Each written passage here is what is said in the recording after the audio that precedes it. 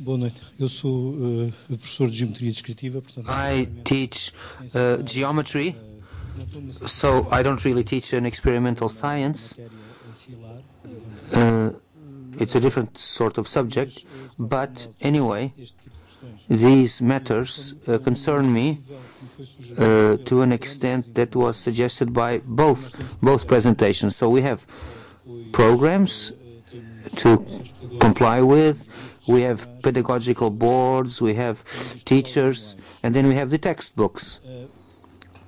Well, on one hand. Then on the other hand, we have messages that we need to convey, and we want to confirm the results. So how were the messages conveyed if our education is being effective or not?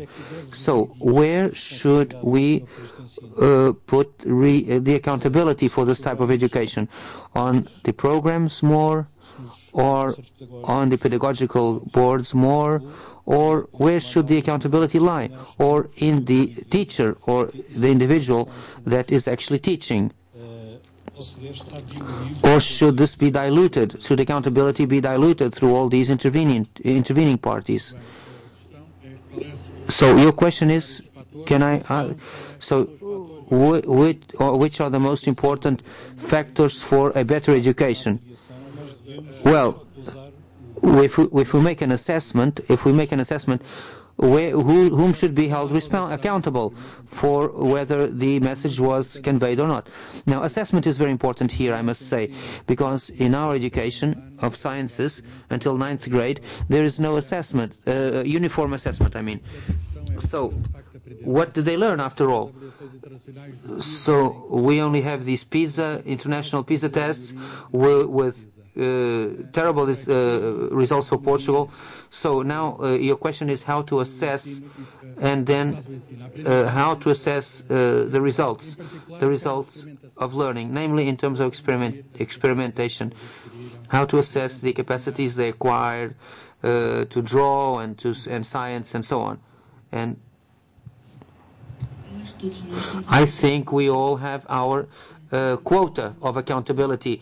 Me as a teacher, myself as a teacher, I have my own level of responsibility, regardless of the responsibility that the pedagogical board and so up has. So we all have specific responsibilities. I have my specific responsibilities within the classroom, which are different from those responsibilities of the pedagogical board. Now, how can this situation be improved? It can be improved, but for that it needs to be seen in a coherent and global way. First of all, we have to improve the directives that come for teachers. We have to improve our programs, despite the fact that in general the documents have good levels of competences and good levels of demand, but the levels were not very high. But in relative terms they were okay. So these documents are quite vague often, and often teachers don't understand what is being said in the textbook. So we need to improve the support materials. We need to improve the training given to teachers. What teachers do in science, what training they are receiving. Sometimes they go into the lab. Some of them never went into a lab.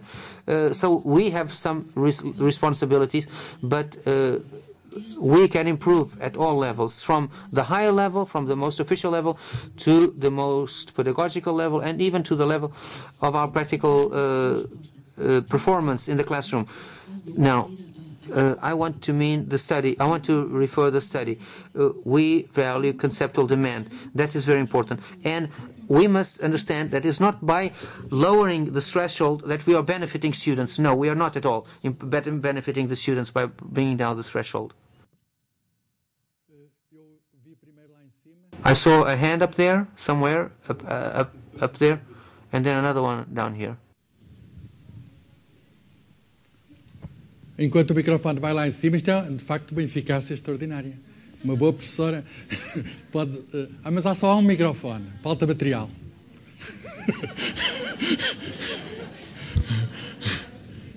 Pronto, Já cá chegou. Boa tarde a todos. Hello, good afternoon. Well, first of all, I want to compliment the Foundation for this initiative, and I want to thank you for this opportunity, because actually this type of conferences, this type of activities promotes our professional development and enhances our professional development, and also helps to fill some of the gaps that we bring from our training as teachers. Now, I have two questions, if you allow me. Two questions. The first one has to do with a statement made by Professor Klahr. You said the past doesn't matter, what matters is what they learn. Well, I'm very happy about that, because that also agrees with an opinion I have about direct instruction and discovery learning. I think that we should use both, and I think that both are good. And the teacher should be able to understand which one is the best for each type of situation and for each group of students for a certain subject. So now what Professor Klahr said really pleased me. Now, I must say, I'm a teacher. I forgot to say, my name is Ana Paula Nunes, and I teach maths and sciences at second level of schooling. So on my day-to-day, I always find this situation, this problem of what is the best method to use, either discovery learning or direct instruction. And what I see is that when teaching sciences, natural sciences, I have a difficulty in understanding on when to perform this or that experiment, on whether I should perform this experience for them to discover a certain concept or a certain piece of knowledge, or if I should use a certain experience to give an example, to tell them or to show them, something I told them. For instance, now I'm saying about, I'm teaching healthy food habits. And in manuals, we have some experiments where we use chemical products to mark the different components of the foodstuffs. So I don't know if I should use this to tell them that food is made of nutrients, or if I should perform the experience, or I should explain that food is made by nutrients, and then making an experiment to show them that. I hope you understand what I mean, says the person on the audience. So sometimes I could use an experiment to teach, to give an example of something I taught. So can you be more clear and more direct? Well, the other question has to do with what Margarida said about conceptual demand. She made a statement. She said that if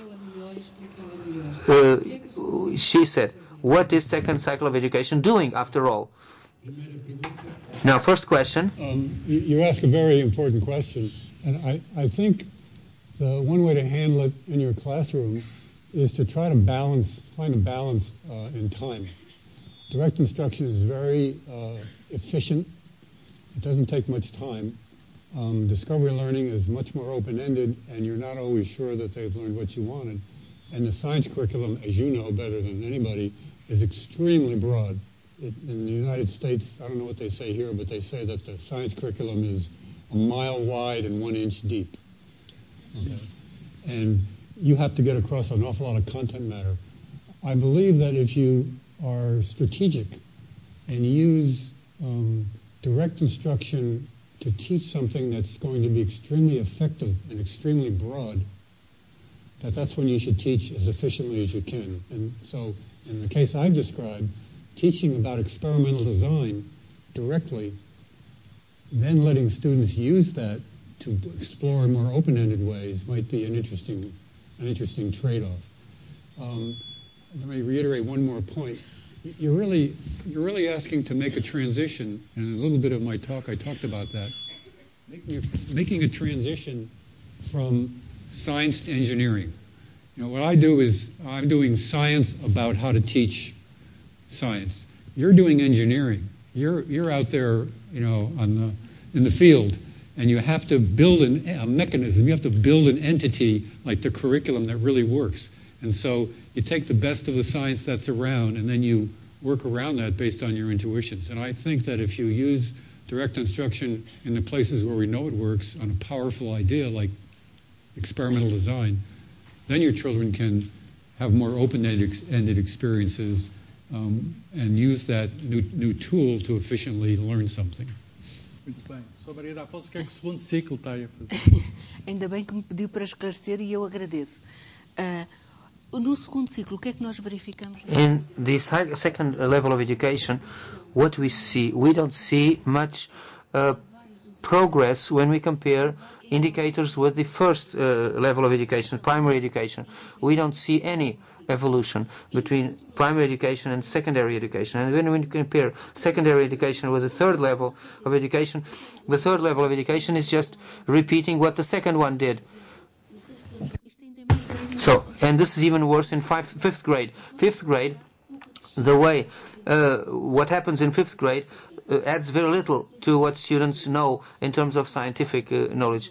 Like the contents of the sixth grade and fifth grade are practically the same in terms of conceptual demand. In terms of, for instance, digestive tract and circulating tract or circulating system. So it seems like this second cycle, second level of education, which is fifth and sixth grade, basically they just repeat things they had learned before. So it seems very, its use seems very poor. There was a question down here also, I think, and then we'll go over there. My name is Ana Maria Moraes. I teach at the University of Lisbon, at the Institute of Education. I had many questions to ask and many comments to make. Where we could stay here for hours, sorry, for both cases, for both presentations. But anyway, I'm going to say the following only. I think that there can be some danger if we don't really clarify, and maybe David Klahr can help us clarify that. If we don't clarify properly, well, by showing experiments that he made and by speaking about the capacities that were, or the skills that were developed with those experiences, like, for instance, variables control of variables, so the connection with learning scientific concepts. So it might seem like one thing is isolated from the other. Well, first of all, they are not isolated from each other. And then second of all, even from the practical point of view, they could never be isolated in the classroom, one from the other. So, even for a question of time. So, I know that you were just describing experiences, you were not describing the reality in the classroom, but you never spoke about the relationship between skills and the concept that is being taught, and the level at which that concept is being taught. So, that's a good question. And I will give the floor to Professor David. That's a great question. You're right, I didn't describe what the children learned about the domain, because our focus was on teaching them how to design experiments. However, we did measure that. And what we found was that in the direct instruction condition, when the children learned to design a good experiment, they actually learned about the domain. We measured their knowledge about density. We measured their knowledge about basically conservation of energy. We measured their knowledge about spring elongation before and after we did all the instruction on experimental design. So remember, we're not teaching them directly anything about those domains. We're only teaching them about how to design experiments. However, if they design a good experiment, they can't help but realize that in the case of a pendulum, only the length of the pendulum matters and the weight of the bob doesn't matter at all. They're quite surprised at that, but they discover it because they've run an unconfounded experiment. So even though I've been talking about direct instruction of a procedure, once they have that procedure, they discovered something about the domain. So these things, I agree, these things are integrated, and I've only emphasized one.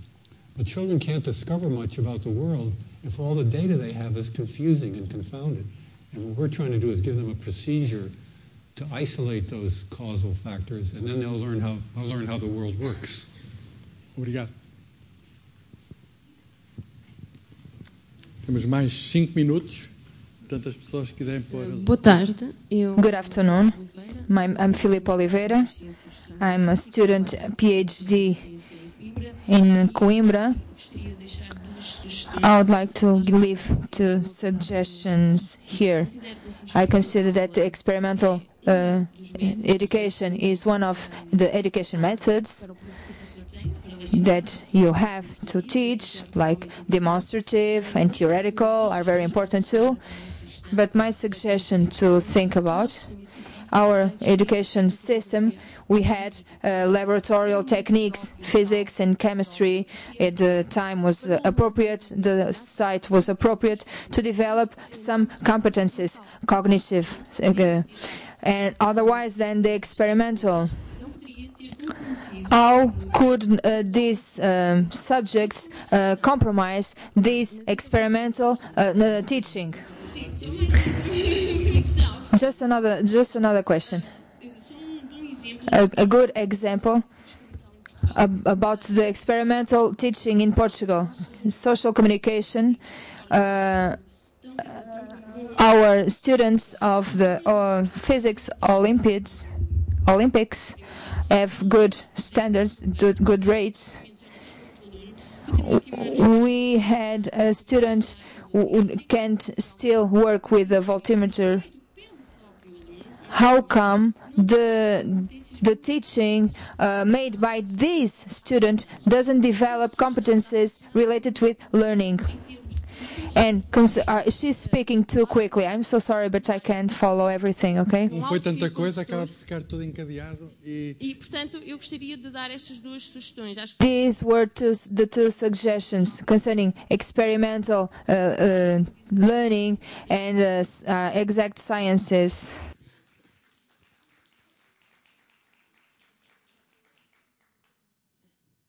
Foram várias sugestões e não propriamente... These were several suggestions, I must say. There was no question. But she was speaking about laboratory techniques separated from teaching science. No, I don't think it should be separated. I think it should be integrated. Experimental knowledge should not, experimental education or training should not be seen as something separate from teaching, from direct instruction. Everything should be integrated. And experimental knowledge is not just about handling things. It's also the experimental knowledge behind. I don't see these things separate. Muito bem. Sem microfone não fica. Sim, sim. Muito bem. Temos de terminar. So we have to end. There are no trains today, so we will have difficulties in going back home. But anyway, there were several questions that came from the site, from the online swap, and one question that came often was about shifts of dividing the classrooms, and then the time for experimental, required for experimental education, and then the curricular, which are seen as too extensive, too large, and inadequate, often inadequate. And there's something I would like to say. Maybe the minister could like to say something about this.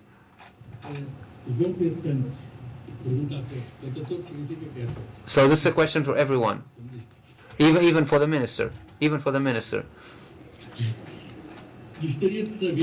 I would like to know, in your opinion, what is the flexibility of all of those involved, students, teachers,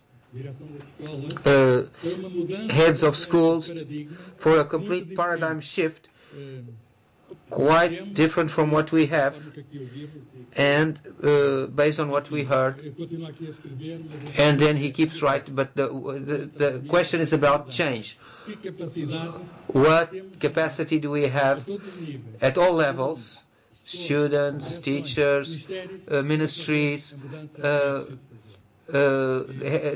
departments, school heads, in order to make the change we need? So maybe the minister would like to answer, if he feels like, I mean. So the proposal is left. So the change is the challenge we had ahead of us. So, and I know that the change is already happening at several levels. Now all we need to do is to see if it yields results and if it goes in the right direction. We need some reflection to see on how to make our change. So I want to thank our speakers very, very much for being here. I want to thank the Foundation and all of those that worked for this event to happen, especially Susanna Norton, Isabel, Monica. Yesterday we were at the School of Education in Braga. We are here in Lisbon today, and their work was fabulous for this session to happen and for having so many people here. So thank you all very much for your presence.